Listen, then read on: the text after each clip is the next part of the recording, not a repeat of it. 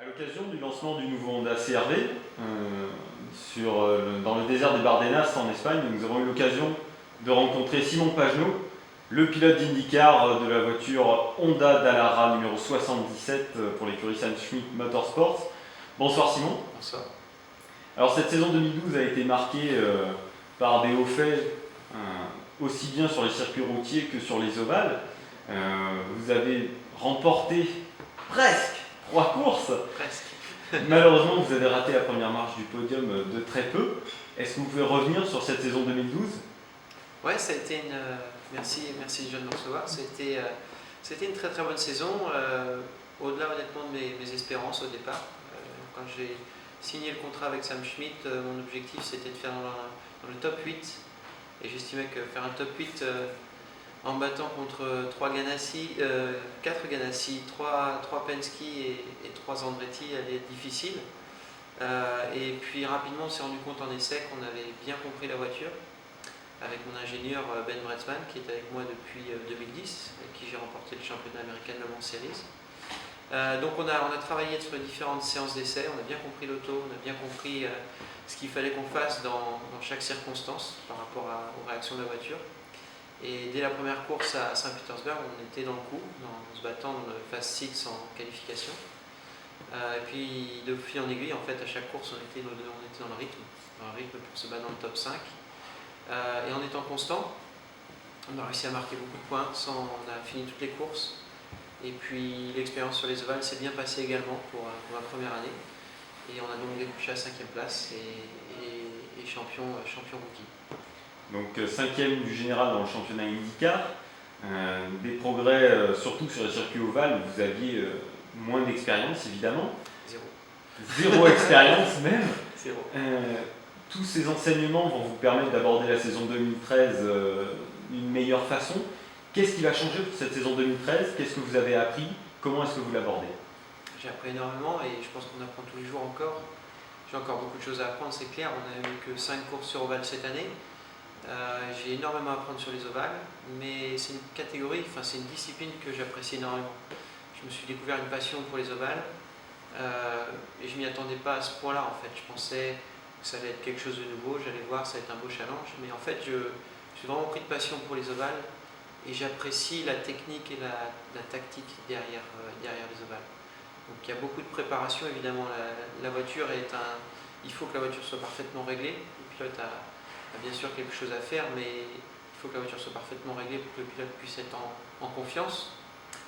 Et la démarche avant la course pour bien régler l'auto est vraiment quelque chose qui me passionne. Donc je dirais que l'année prochaine, en espérant faire un peu mieux sur les ovales et puis en étant encore plus performant sur les routiers, j'espère qu'on pourra se battre encore un petit peu plus haut dans le top 3. Mais bon, il ne faut pas oublier que les teams comme Penske, Ganassi et Andretti vont aiguiser leur couteau. Ils auront plus de voitures qui sont capables de se battre devant encore plus facilement que l'année dernière. Donc ça va être encore plus difficile l'année prochaine. Alors justement, l'écurie Sam Schmidt Motorsports, qui est une écurie reconnue en IndyCar, ne comptait qu'une seule voiture en 2012, la vôtre, la numéro 77, motorisée par Honda. L'an prochain, des rumeurs parlent d'un agrandissement de l'écurie à au moins 2 voitures. Qu'en est-il ? L'objectif pour toute l'écurie, c'est d'agrandir à un moment donné pour avoir suffisamment de voitures et accumuler suffisamment d'informations pour que les pilotes dans l'écurie et les voitures puissent être le plus performantes possible. Donc ça nécessite en fait en IndyCar d'avoir au moins 2 voitures pour être au niveau des top teams. Et si Sam Schmidt veut monter à ce niveau-là, il nous faut 2 voitures dès l'année prochaine. Maintenant c'est évidemment toujours difficile, il faut trouver les partenaires, il faut trouver les budgets. Moi ma voiture a le partenaire acheté, donc qui est bien mis en place. Et puis on a également Bauer Wilkins qui sera de retour. Donc ma voiture est complètement financée. Maintenant il faut avoir un pilote et une deuxième écurie à côté, avec les budgets nécessaires pour se battre aux avant-postes. On parle d'un pilote très connu, de renom, mais il faudra qu'il puisse réunir le budget et amener suffisamment de partenaires pour faire la saison. Et est-ce que vous avez le droit de nous donner un indice sur ce pilote qui pourrait vous rejoindre ? Honnêtement, peu m'importe, mon deal est fait de mon côté, donc non, l'objectif ce serait vraiment qu'il y ait une deuxième voiture pour m'aider et pour nous permettre d'être un team encore plus fort. Disons que c'est un pilote qui vient d'autres horizons, mais qui a été en IndyCar l'année dernière. Très bien. Donc, Honda est resté dans la compétition en IndyCar après des années à avoir été l'unique motoriste. Et c'est l'un de vos partenaires depuis plusieurs années. Qu'est-ce que Honda vous a apporté dans votre carrière et aujourd'hui en IndyCar? Je dirais aussi, si on veut parler de partenariat, c'est clair que Honda a été mon plus gros partenaire dans ma carrière. En 2008, j'ai débuté ma carrière en endurance avec Honda. J'ai eu l'opportunité de remporter le championnat American Le Mans Series en 2010 avec eux. Et puis j'ai eu l'opportunité de rentrer en IndyCar grâce à Honda et la compétition contre Chevrolet et Lotus. Donc c'est vraiment une relation qui, à chaque course, devient de plus en plus forte. J'ai vraiment la chance d'avoir un mot à dire dans le développement moteur. J'ai la chance d'être consulté par les ingénieurs de développement. Et c'est hyper passionnant pour un pilote comme moi qui est passionné par la technique. Donc j'apprends au contact de ces ingénieurs moteurs. Et petit à petit, j'essaie de leur donner un retour d'information le plus précis possible. Et on a gagné Indianapolis 500 avec Frank Kitty. J'aime bien dire on a gagné parce qu'on travaille tous sur le moteur. Et l'objectif l'année prochaine, c'est de gagner Indianapolis 500 et le championnat pour Honda. Alors pour finir, l'IndyCar regagne sa popularité perdue au cours des dernières années, et elle tente encore une fois de s'étendre depuis les États-Unis jusqu'à l'Europe, notamment avec l'introduction de pilotes européens.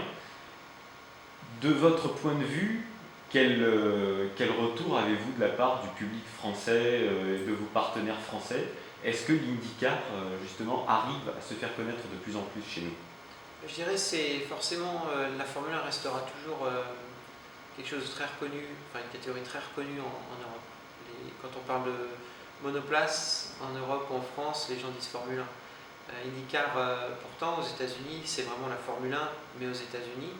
Et quand on parle de Formule 1 aux États-Unis, c'est pas forcément très connu. Par contre, l'IndyCar l'est vraiment. Avec Indianapolis 500 qui reste, je pense, une des plus grandes courses au monde avec les 24 heures du Mans. Donc, il est évident que c'est important que la catégorie continue de se développer comme elle le fait en ce moment. Il y a un essor, on sent vraiment un plein essor en ce moment. Et l'Europe peut en effet devenir quelque chose de très intéressant pour des partenaires comme HP qu'on a sur la voiture, puisque c'est une entreprise multinationale, internationale, pardon. Donc c'est très important de pouvoir aller en Europe et dans d'autres pays et dans d'autres continents dans le futur.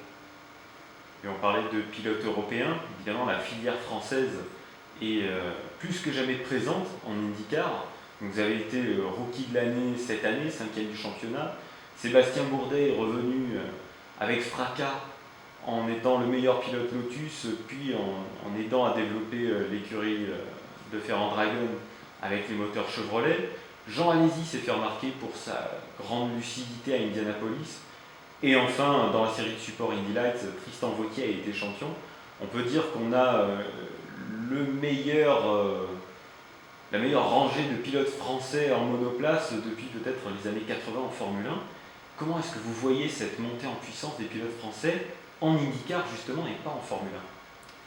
Je crois qu'on a Romain Grosjean qui fait pas mal en Formule 1 quand même. Et puis on a Jules Bianchi qui est un super talentueux pilote, Jean-Éric Vergne qui est quand même aussi un super pilote. Donc on a quand même 2 pilotes en ce moment titulaires en Formule 1. Charles Pic également, donc ça fait 3, donc c'est quand même pas mal. Et en IndyCar, on a Seb qui a quand même démontré tout ce qu'il savait faire sur le continent américain. Moi cette année avec ce bon résultat. Tristan qui a gagné le championnat en tant que rookie en Indy Light. Donc j'espère vraiment que Tristan va avoir une bonne opportunité en IndyCar puisqu'elle est vraiment méritée. Et vraiment ce serait super de le voir avec nous l'année prochaine. Donc voilà. Ouais, il y a une belle filière qui s'est développée.